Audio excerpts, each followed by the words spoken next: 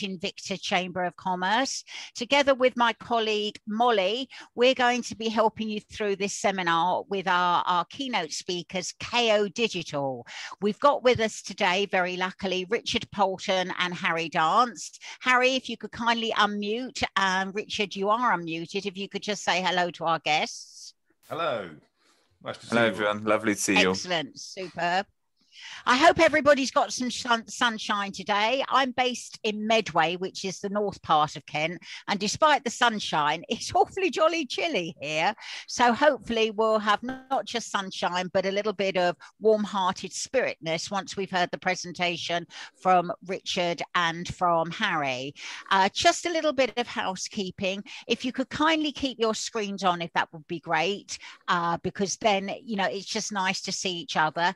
Please don't hesitate to connect with one another, both here and on LinkedIn. And if I could kindly ask you to put the questions in chat, then Molly and I will field them at the end of Richard's presentation to Richard and Harry, if that would be all right. Without further ado, without being boring, we'll cut to the main showstopper act, which is Richard and Harry. Richard, Kayo Digital, the floor is yours. Good morning, sir. Good morning. Thank you very much. Right, let's share my screen, shall we? Good morning. Welcome to the first Kayo How event of 2021. Just a bit of background on this. We created Kayo How with the intention to help educate and share knowledge, yes, to anyone and everyone really who are interested, knowledge about the digital sphere. We host multiple events each year. Thank you very much for the Chamber of Commerce for allowing us to do an event in 2021 through them. Although the most recent events have been like this one, have been online, we have done previously in-face events, and we hope to get back to that at some point in the near future. We also do produce articles and videos on useful topics, which are made available through our website, which you can get to by browsing to kayo.digital or kayo.how in your favorite browser. If anyone would like to be notified of future events, please get in touch and we'll be happy to accommodate that. Also, we tend to run events with guest speakers or experts, we like to call them, from other companies. If anyone would like to get involved in future events, please feel free to get in touch as well. So to today's talk. Today's talk is entitled, "What are the fastest growing companies in Kent?" Oh no, sorry, it's not. I can't even read my own sentence. What are the fastest growing companies doing online? My name is Richard Poulton. I'm the Managing Director of Kayo Digital. Hopefully there's going to be some useful information in this talk for everyone. But if anyone would like some more information or would like to discuss any of the topics further, again, please feel free, reach out, get in touch, and we can carry on the conversation. Bit of background on Kayo Digital. We are a digital agency that uses a very research-led approach to gather data about our clients, about their customers, their marketplace, and importantly, their competitors. We then use this data to inform our recommendations with respect to developing their websites and also their ongoing digital strategies.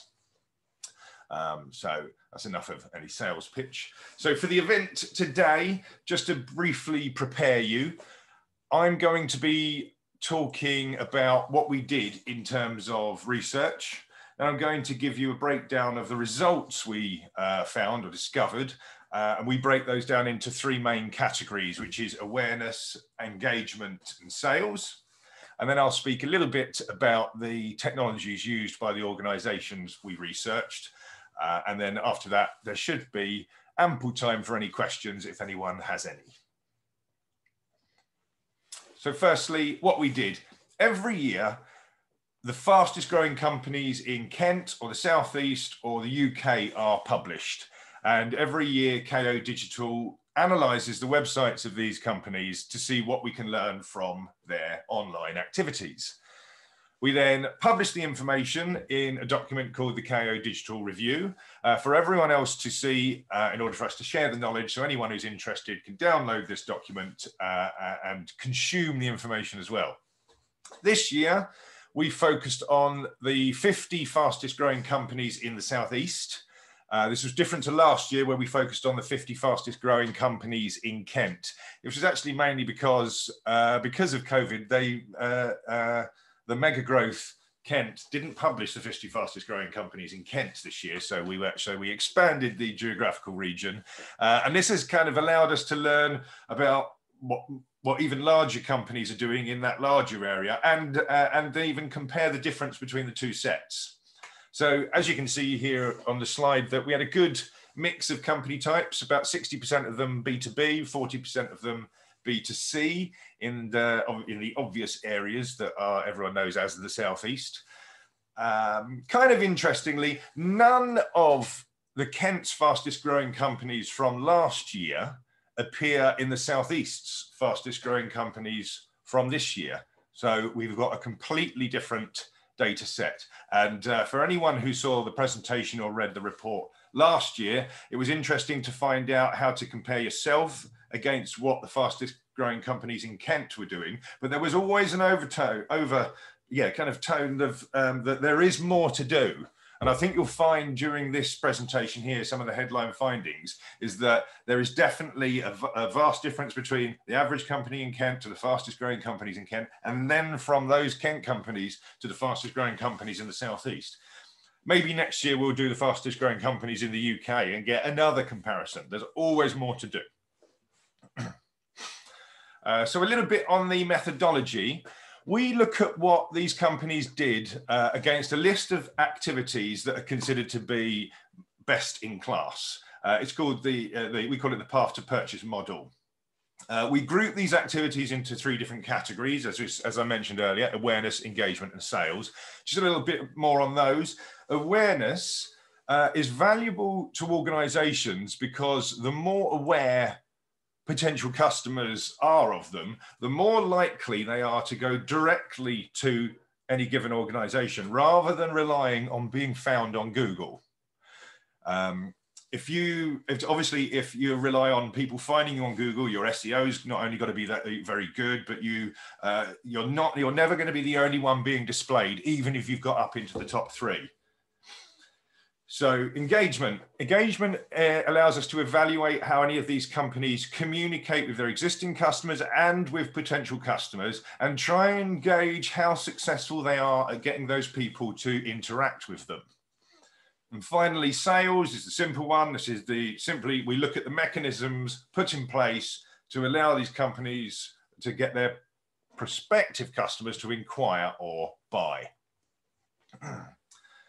And finally, why do we do this? We firmly believe that before any business tries to get a competitive advantage over their competitors, they first need to compete on the same level as them. Here at Kayo, we call this base camp. In order to get to base camp, any given company or organizations need to understand what their competitors are doing and then do at least that before trying to identify any gaps to exploit or implementing any innovations. Now, if a company doesn't do this, innovations can be completely overshadowed by gaps they left in their digital efforts. And the entire endeavor could either fail or just certainly not be as successful as it could have been. So in the Kayo Digital Review, we look at successful companies, analyze what they do digitally so that anyone can use it as a benchmark against their digital efforts. But ideally, you would perform this kind of research on companies in your specific industries. Remember as well, your competitors aren't only those companies that are similar to you or geographically close to you. You can learn a hell of a lot from much larger companies who you wouldn't consider your direct competitors, and even those international ones. When we deal with our clients, they often give us, we ask, who are your main competitors? And very often we get given a list of companies who are geographically close to, who are of a similar size. And there are very simple methods that you can do, like going incognito in Chrome, for example, and searching for your product or your service. Those companies that appear at the top are your top digital competitors. Whether you like them or have identified them or even heard of them or not, they are competing on a higher level than you if they are above you in those search results. Okay, so let's move on to some of the discoveries we made this year. I'm not going to go through the whole digital review. There's a lot of information in there comparing last year's results from this year's results and giving statistics, etc. I'm just really going to go through some of the headline interesting findings. Obviously, as I said before, if you want to read the entire digital review, you can go into our website, download it from there. Or get in touch, and one of my colleagues will happily send you a link. So let's start with the awareness category. For awareness, examples of the activities we analyse are things like, do companies perform SEO? What kind of SEO do they do? Do they regularly produce new content on their websites? Do they employ the use of video content? And if so, how often do they produce it? Do they have social media presence? How many platforms does the social media presence span? So interestingly, the two main things we found in this area was social media accounts. When comparing the fastest growing companies in Kent to the fastest growing companies in the Southeast, in Kent, only 66% of them had a social media presence at all. And unsurprisingly, nigh on 100% of the fastest growing companies in the Southeast had social media accounts. But not only was there a difference there of 50%, roughly 50% more of the companies in the Southeast, those companies in Kent that did have a social media presence averagely only had 1 or 2 social media accounts, whereas the average number of social media accounts for their larger counterparts was 4. And I think so. You can draw kind of conclusions from here, which is more is more. Speaking on more social media platforms is obviously going to make you raise your awareness to a larger number of people. The next step, which kind of goes hand in hand with social media, is content creation. Because when you do partake on social media platforms, obviously one of the most difficult things is continually coming up with content to use on social media platforms. Now, we found that the Kent companies, only 30% of companies in the fastest growing companies in Kent produced regular content, which you would think is kind of low, especially as you've got to bear in mind, these are large Kent companies. In the Southeast, it was 2/3, just over 66% of the companies in the Southeast produced regular content. And this mapped almost identically to creating video content. Only 1/3 of the companies in Kent created any kind of video content at all, whereas it was just under 2/3, 63% of the companies in the Southeast use video content. Just one thing, in terms of content, if there is a ceiling of creating too much content, no, I don't think anyone has reached it yet. There is, as I say, more is more in terms of content. It is very difficult, but it doesn't actually have to be costly, because we're certainly in the world of mobile phones and people doing selfies and really selfie videos. We're not looking at TV quality adverts. Many of these companies invested in a simple intro and a simple outro, and the video in the middle is a barely edited video taken on a mobile phone. So I think it is getting more about procrastination in terms of creating content, rather than it to do with cost, which it may have been in the last few decades.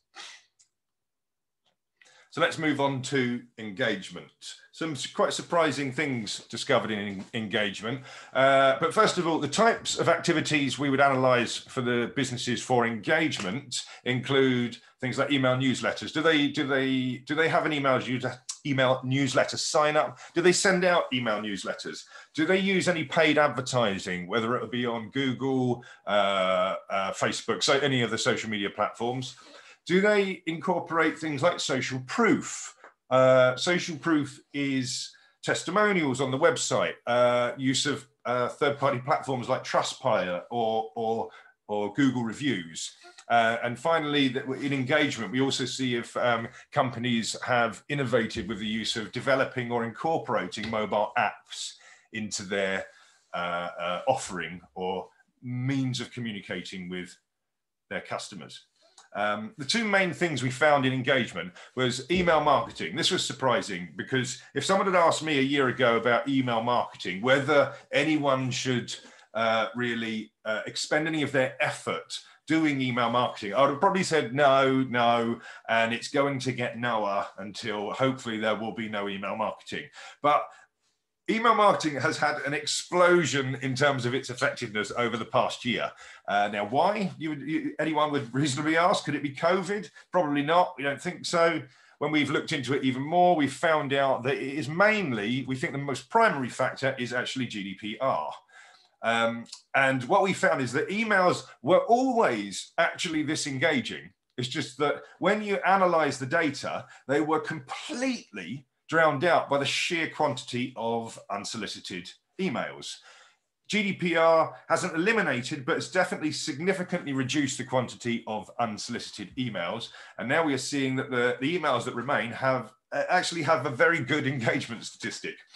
It does show, what's good to infer from this is that it is worthwhile making sure that any given digital strategy does incorporate collecting information about existing customers, potential customers, trying to work out, it doesn't necessarily need to be email addresses, but it can certainly social media accounts to talk about them. Targeting information in this way is actually successful, and as you know, it is extremely cheap. The second thing we found was about advertising. This really, when we compared the successful Kent companies to the successful Southeastern companies, were the companies in the Southeast were a lot more strategic about how they used paid advertising. So we're talking about pay-per-click on Google, social media, things like that. The companies in Kent tended to run one or multiple campaigns, and they would run them permanently with pretty much a fixed budget. So the idea would be that you come up with the words, the campaign you want to do, you find out, they've done something to find out which ones are more successful, hopefully, and they've weeded out the less successful ones, and then they leave them there, and they sit there forever, well, for a long period of times. What we found out is that the fastest growing companies in the Southeast tended to only run campaigns at certain times of the week or certain times of the year, obviously collecting more information about their prospective customer base and understanding that maybe at weekends the conversion plummets, so there's no point expending any of the marketing budget doing campaigns at weekends, or they are a summer-based company or obviously a winter-based company, things like that. This is almost the next. Now I've said it, everyone's probably thinking, well, that's obvious. Why doesn't everyone do that? I don't know. I don't know why everyone doesn't do that, but maybe everyone hasn't just looked and thought that actually we don't have to have a permanent monthly budget. We need to strategically target and funnel more funds into the times when it is more successful. Okay, moving on to the sales category. The types of activities we analyze for sales include things like whether or not their websites use live chat, whether they incorporate calls to action, the type of calls to action, the frequency, the prevalence of calls to action, and whether websites have any form of e-commerce capability. Last year, we were very surprised that only 42% of the fastest growing companies in Kent used any form of call to action on their website. Websites are interactive. We all know this. You can interact with a website as long as you make it be able to do that. So you can do much more than even just a call to action. They're more than a poster or an advert. So not leading your visitors to a call to action on every single page is insane to digital agencies, web developers. Now, unsurprisingly, their larger counterparts in the Southeast, nearly double. So 80% of the fastest growing companies in the Southeast use some form of call to action. But in our opinion, there is absolutely no reason why both these statistics should not be 100%. It requires very little effort and very little thought, even to put the most basic of call to actions on every single page. In fact, the vast majority of people or companies here have probably got, even if you have a very simple content management system, can go on right now and put some form of call to action on every page. I don't know why there are still websites from companies of this size that don't have call to actions on their pages. Sorry. Okay, so on to the technologies that were used by these companies. The things that we look at in respect of technologies included things like what CMSs are used, whether the websites are mobile optimized, you know, how responsive are they, how accessible are they, what are their performance like in terms of speed, compression, things like that, what automation they use, what tracking they have on there. So there's a lot of technology stuff, and we've got lots of numbers that you can have a look at in the report. But these are the two main findings we had.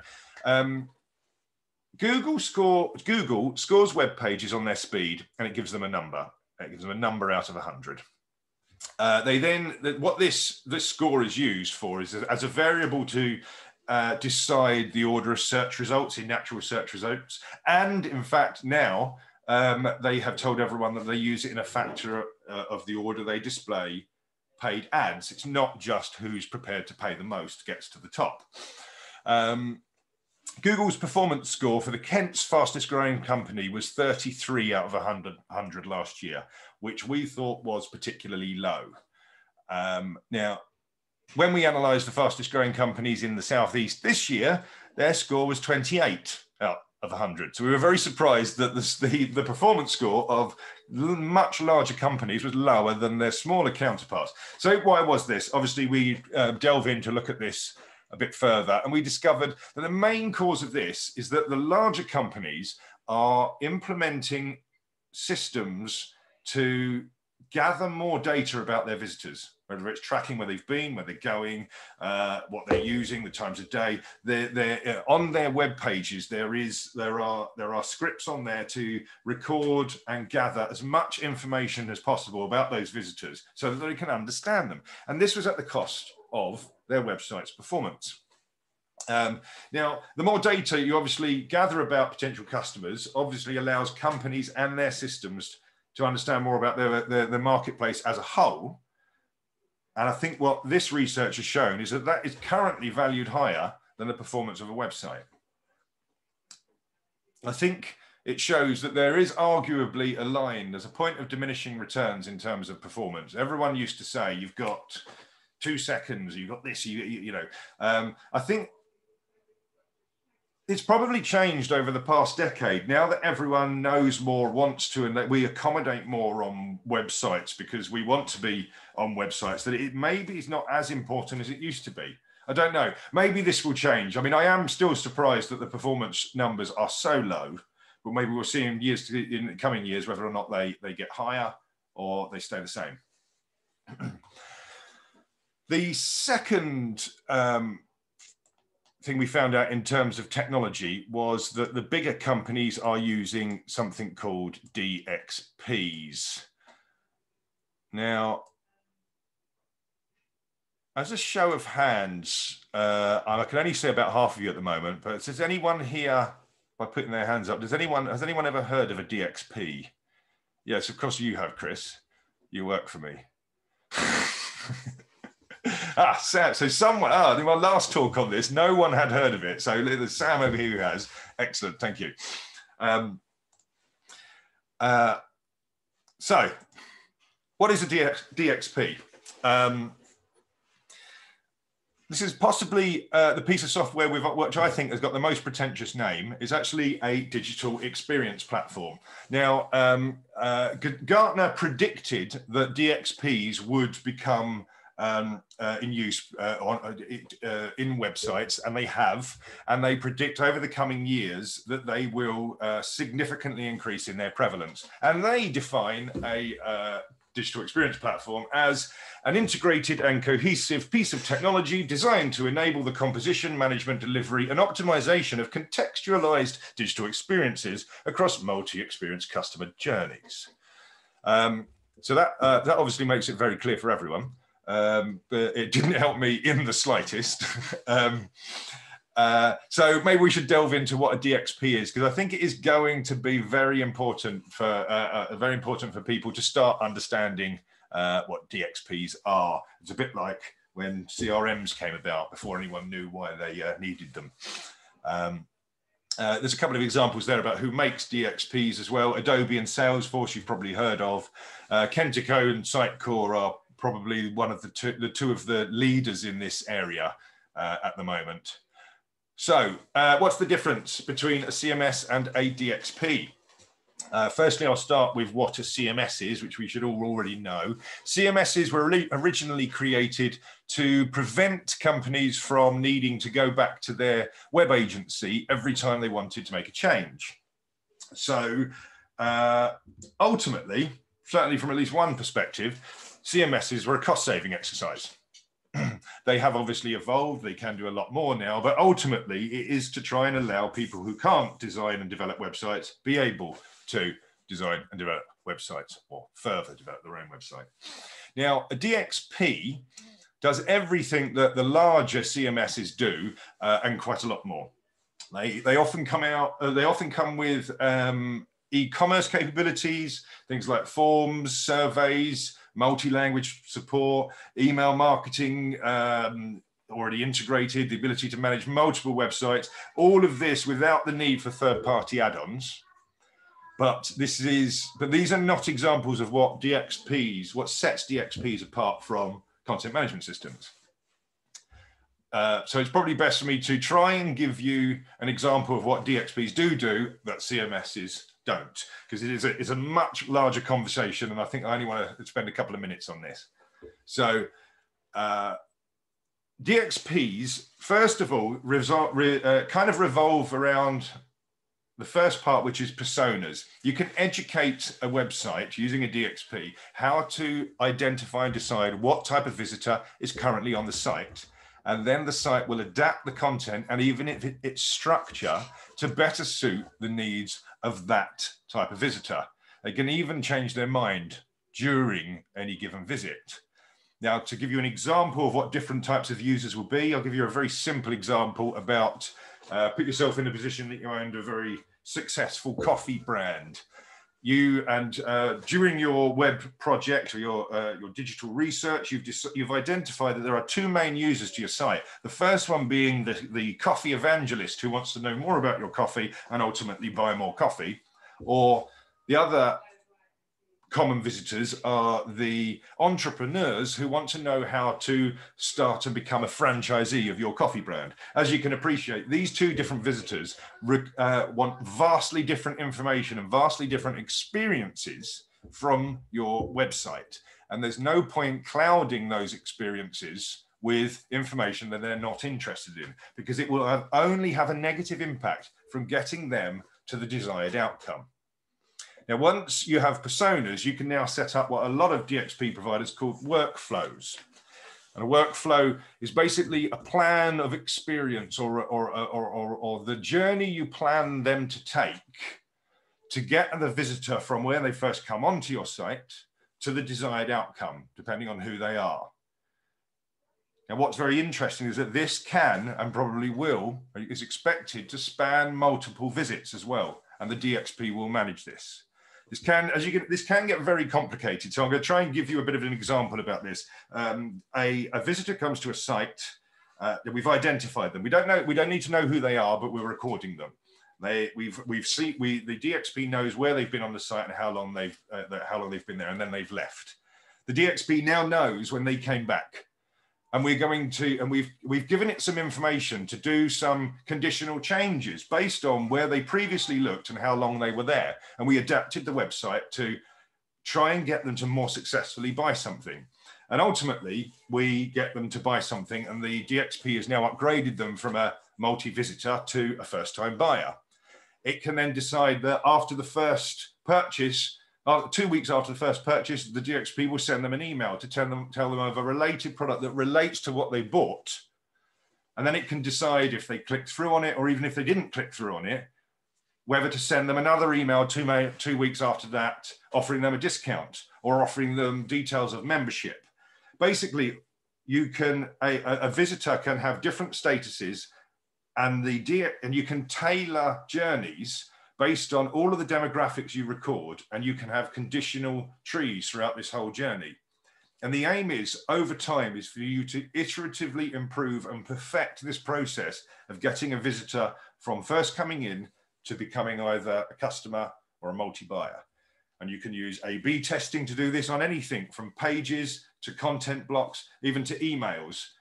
And the DXP will be able to report on the success of those and promote the winner to the permanent option. It will be able to give you reports in terms of funnels. We have 1,000 visitors, 900 of them became multiple visitors, 500 of them registered the newsletter, 200 of them bought something, and 100 of them became regular customers. I would argue the DXPs are, I agree with Gartner, DXPs are the future of digital marketing. They are considerably more advanced than content management systems. But DXPs are not, unlike CMSs, they are not a cost-saving exercise. They are a system designed to maximize success. In fact, I'd arguably say the main barrier at the moment to a DXP is their cost. But when companies, and more and more companies are, you're viewing their websites as their most successful business development manager. If you view it like that, they're actually quite cheap compared to a business development manager's salary. So I'll stop talking about DXPs. Feel free to ask me any more about them, or please do your own research on them. So coming to the end now, for any of you who are interested in seeing the full Kayo Digital report, so just a reminder, please either get in touch or go to our website, kayo.digital, and download a copy. Inside the report, you'll even find there's a little handy helper on there to help anyone evaluate the online effectiveness of their own company or organization. You can even use that on your competitors and then benchmark yourself against other people in your own industry. So thank you very much for listening. I hope you found this useful. I think if anyone's got any questions in the chat, I think I'll pass it back to Kaz now to see if we have any to answer. Thank you very much. Richard, that was absolutely exceptional. Thank you so much indeed. Not only did you make it relatable, you didn't put too much jargon in there, because I think with some of the gurus who specialized at your level, you speak at such a high level that it kind of alienates the regular user. Can I just ask Chanel to come in? Chanel, good morning. If I could kindly ask you to unmute there. Chanel Richardson works very closely with our chamber member, John Nicholson, the Community Driving School, who I know you've heard of. Chanel, you're using TIDO, TDO. Yeah. Thank you. It's a little chatbot service that I've got on my Shopify site, and you can download it, it's free. And you can set it up, and it's really customizable. So I thought maybe it would be helpful to someone. Yeah, chatbots and live chat things are really accessible nowadays. They don't have, they don't cost. I mean, a lot of them are free. Certainly to get the basic capabilities of them as well. So yeah, I think a lot of the things, it's one of the things we analysed in the Kayo Digital report, actually, who's using things like live chat and chatbots, because they tend to be some of those things that some people think, well, I don't have enough people for this, or we're not big enough for it, and that's just not the case. They're really easy and accessible to use. In fact, Harry, who's right next to me on my Zoom, he's probably got our live chat up right now, waiting, and it will notify him and other people if we've got anything. So they're not exactly intrusive. You don't need people sitting there manning it. Yeah. So yeah, it should be useful to everyone. That's lovely. Thank you. We've also had positive affirmation here from Avril. Now, Avril is multi-talented, Avril Christinason, and she owns art galleries. Avril, if I could kindly ask you to unmute, that was of interest for you, was it? Hello, Kaz. Yes, it was. I've been obviously only started my business just over a year ago, so I've been through the mill a bit, and it's my first business.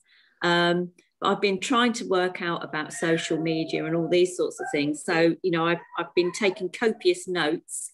I'd be interested to know actually what the percentage of really small businesses were in this, because I'm learning.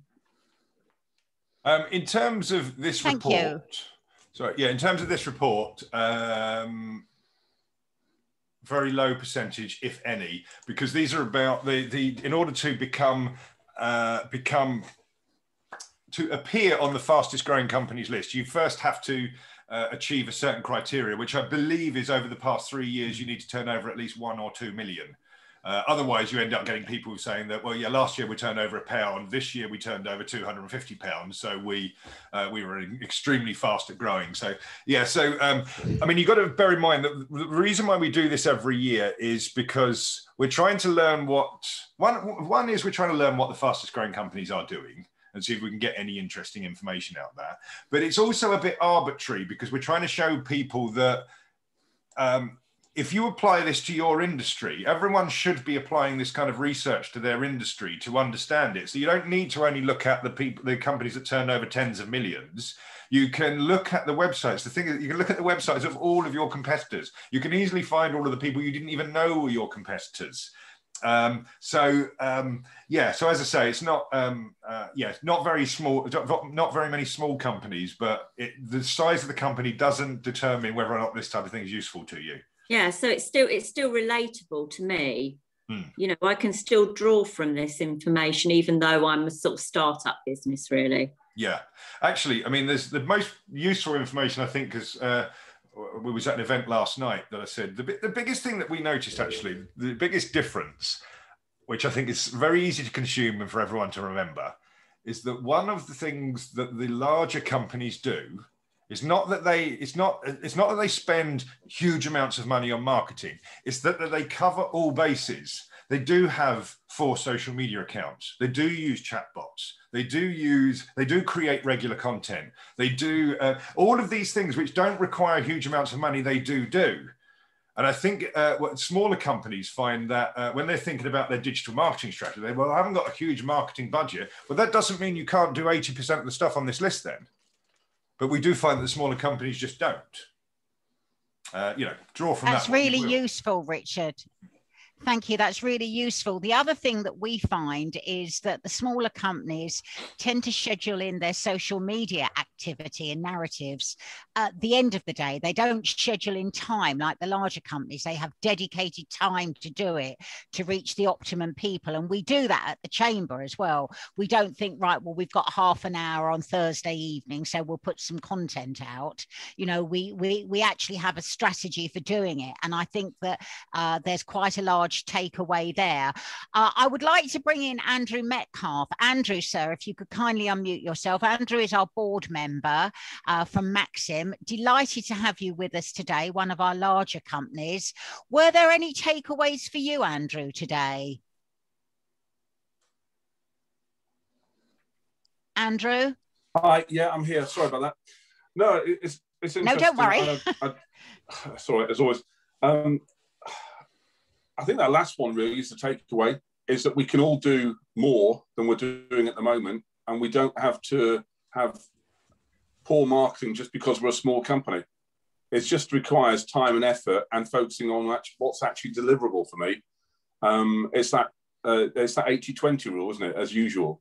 You know, we can do it all. We just need to, like the guys have just been saying during this meeting, is put time and effort into it and have a process, have a strategy, and understand what you're trying to achieve. And I think that's what, for me, that's what it's all about anyway, when it comes to marketing.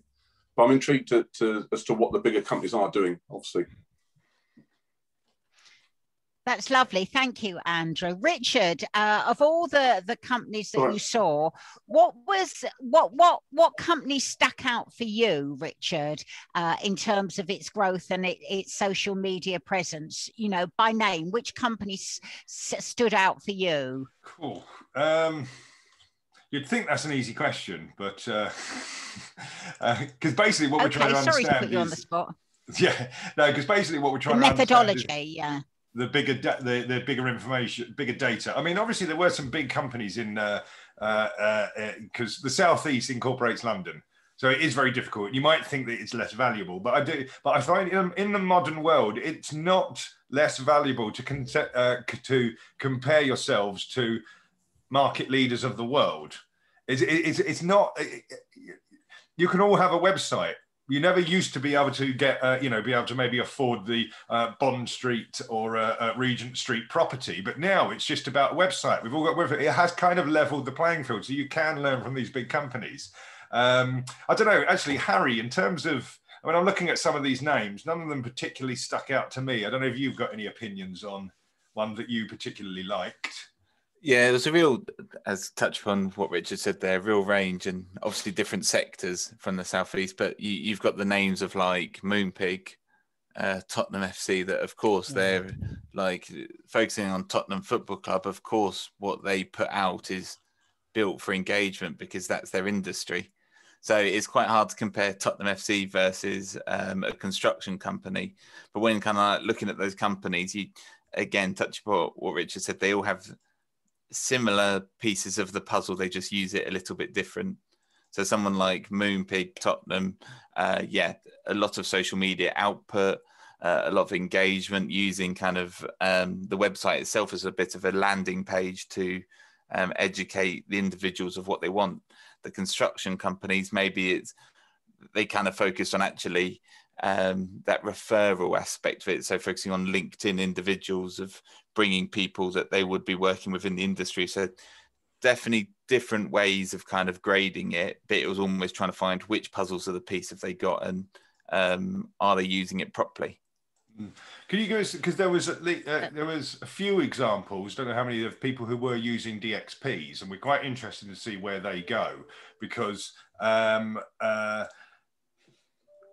it's not that they can do more. It's just that with DXPs, it's easier for them to do more, to get all of this information integrated. So I would be quite interested I'm going to keep an eye on those companies to see if they start, becoming vastly more successful in the digital sphere than the counterparts. Because still, even in massive companies, there was a large percentage of these companies using WordPress. WordPress have about 60% of all websites on the planet at the moment, anyway, and that is, it's just a basic CMS. And there's still it's still roughly, I think wasn't it about 50% of the ones in the Southeast use WordPress, Harry? I think so. Yeah, you had people like talking about like the big companies, just brands we know like Costa, Costa Coffees. They're based on WordPress. So it is that tool that it can be used for a lot. But then you see the other ones, and albeit this wasn't in the fastest growing, like talking about DXPs, like Halfords have invested really heavily in a DXP recently. So it's that. Albeit is one of those technologies for the future, probably for smaller companies, because it is a heavy investment. At the same time, the nature of technology, it becomes more affordable, and it's almost that putting yourself in that position of looking out for it to see when you should invest if you can't currently. In fact, an example of that is Chanel, when she spoke earlier, because she mentioned that she used Shopify. Shopify is, in my opinion, it is better than Magento.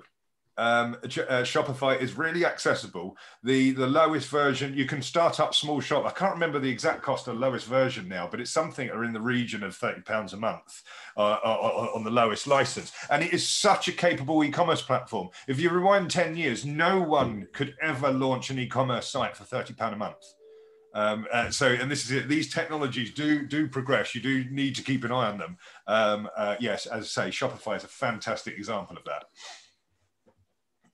That's super, Richard. Thank you so much. Do we have any further questions, guys, from guests here? If you'd like to unmute and pose them to Richard and to Harry.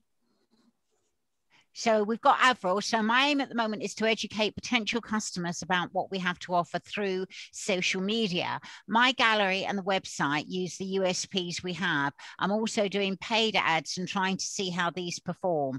I did see a link to what the Southeast companies are doing. Well done, Avril. You know, that shows dedication, not just to your business model, but looking at the wider factors that contribute to business modeling success. So hats off to you and every future success. And I hope one day to see you as a chamber member as well, which would be absolutely super. Yeah, I am happy to do that. Just welcome. But yeah, I'm testing things. So I test things out. You know, I've never done any of this before. I have done a bit of marketing before, like about 30 years ago. So I'm testing things out to see what works. And also, I think, you know what the guy said the other day, being a small business, the business is me. So, you know, I have to come across to people, and I'm sort of trying to do different things and offer different things to people to keep it going. You know, I think it's really important to keep small businesses running for the economy now as much as ever. You know, this country needs it, really. That's a really well done. Interesting couldn't point. agree with you more. I was just going to say, it's a really interesting point, because I think we recently kind of spoke about that, actually, especially over the last year with COVID and all that malarkey, people have quite maybe accidentally focused on how well bigger companies have done, like Amazon. We always hear in the news, Amazon's doing well, Amazon's kind of smashing. But actually, the nature of what's happened is we have invested in local people. We've invested in small businesses. We have invested in like the guys around the corner, because we know it has been a difficult time. So almost that, I wouldn't take away from the I'm a small business, even the way you kind of market yourself, brand yourself, because if you try and act too big, actually people won't engage with you because they want to engage with Avril. They want to engage with the art you produce. It's actually trying to market yourself as this individual, this purpose, kind of really refining it, because there's been quite a lot of stats out there, but people are falling out in love with kind of like those faceless brands, because you don't know what you're invested in. You can't see an impact, be that a purpose for, I don't know, 10% of my stuff goes to charity, or be that I know Avril is kind of growing this. So it's that thing that small business actually has a benefit that historically it may not have had a year ago. Yeah, and can I just? You know what, Harry? Sorry, Avril. Sorry, Avril. I couldn't agree with you more, guys. What we've noticed is that compassion and empathy are the new ways to engage. And I think Kayo Digital are probably far too modest to say, but they really helped a local company called Watts Farms. I've had some engagement with them, who were supplying hospitals and the hotel industry. And overnight, their business was rapidly impacted by the COVID. And I read on social media that they had their best quarter ever from December through to Easter, with help that they'd received from Kayo Digital, who invested in this local company. And what I would say to you, Avril, you know, I want this to be about everybody in the room today. All the businesses that are here to help you. We've got, you know, we're in very good company. We've got Ashley here from Two Moons. We've got Joanne Parker from Push Bike. We've got some really influential Kent-based businesses that are here to help everyone. It's about supporting one another and partnership working. So if you need any help further along the line, please do engage with our valued chamber members. And I'm sure that they can, if nothing else, just check your thinking. Both Richard and Harry are both on LinkedIn. I just connect with. Add one more thing, because another thing that I'm sort of really, I think is key at the moment is, you know, this system change thing about global warming and about getting people to buy local, thinking about buying local, because that's going to help the environment. That's just what I wanted to add there. I think that's a really good point for lots of people to add into their business as well.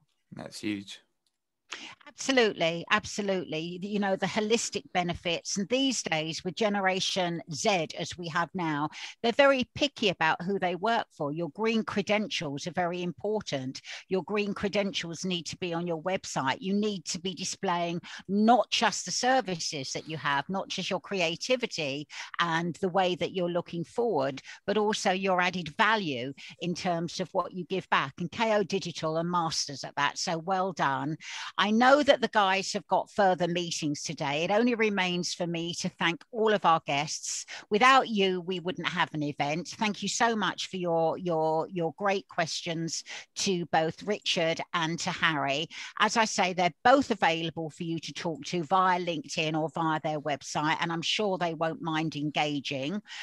For the members who are here today, we will be sending out an attendee list. We've got a series of upcoming events which are on our website. Richard and Harry, were there any final words from you gentlemen, please? No, I mean, you know, thank you very much for attending, really. I hope it was useful to everyone, as I said before. And, yeah, this information is free. So, you know, go to our website and download the document. It's a nice, pretty PDF. So you can keep it, do whatever you want with it, distribute it. It's entirely up to you. Yeah, because the more people that engage and start learning from this, and even giving us any feedback for it, because every year we're planning to do this, because we really pride ourselves on research and understanding. It's kind of one of the things we say in Kayo, because we try not to leave nothing. We try not to leave anything to opinion, because opinion's the poor brother of information, really. So, but that's what's wrong with politics. Great phrase. I should take that one away. And I just have to say, I really love the Freddie Mercury shot behind you. Is it a signed one? No, sadly not. No, but the gift from my wife. Absolute genius in his field. Once again, we thank all of our guests. So from Molly Hall, who has been our ICT guru today, thank you as always, Molly. These events wouldn't be as smooth without your capable hands. To Harry and to Richard from Kayo Digital, and to all of our guests, I've been Kaz Macklin. Thank you so much for joining us, and have a brilliant Thursday.